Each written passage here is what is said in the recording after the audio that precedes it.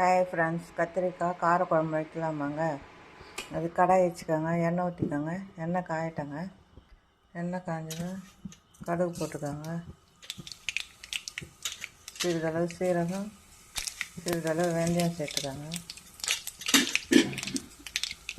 கடுகு நல்லா பொரியட்டங்க.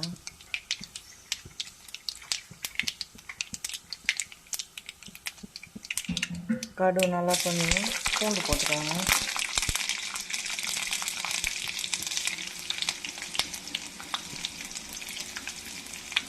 பூண்டு நல்லா ரோஸ்ட் ஆகணும்.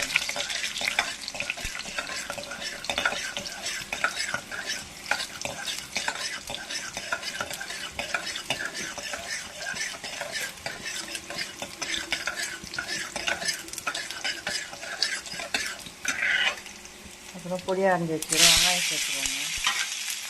வெங்காயம் நல்லா வதங்கணும். கருவேப்பிலை போட்டுக்கோங்க. வெங்காயம் நல்லா வதங்கணும்.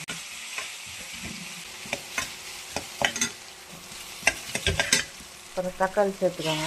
பொடியாக அரைஞ்சி வச்சு தக்காளி நல்லா வதங்கட்டாங்க. தக்காளி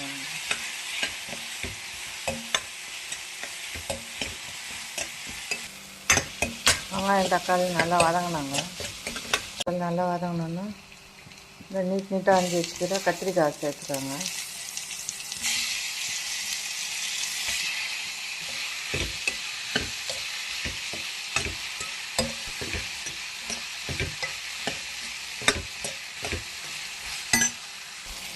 இந்த கத்திரிக்காய் நல்லா வதங்கினோன்னே சிறிதளவு தண்ணி ஊற்றிக்கோங்க.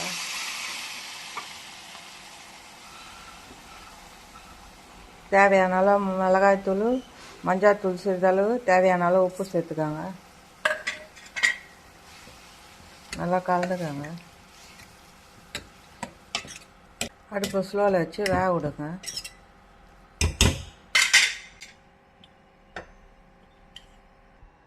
அடுப்பை ஸ்லோவில் வச்சு மூடி போட்டு வேக விடுங்க கத்திரிக்காவை. கத்திரிக்காய் நல்லா வெந்த பிறகு இந்த கரைச்சி வச்சுக்கிற புளியை சேர்த்துக்கோங்க.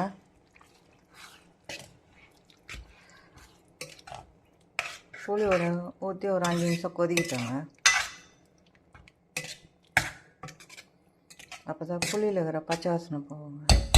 புளி கடைசியாக ஊற்றிக்கோங்க, அப்போ தான் காய் வேகும். கத்திரிக்காய் காரக்குழம்பு ரெடி ஆயிடுச்சுங்க. இது இட்லி, தோசை, சுட சுட சாதத்துக்கும் போட்டுக்கலாங்க. நீங்களா வீட்டில் ஒரு வாட்டி ட்ரை பண்ணி பாருங்கள். பிடித்திருந்தால் லைக் பண்ணுங்கள், ஷேர் பண்ணுங்கள், சப்ஸ்கிரைப் பண்ணுங்கள்.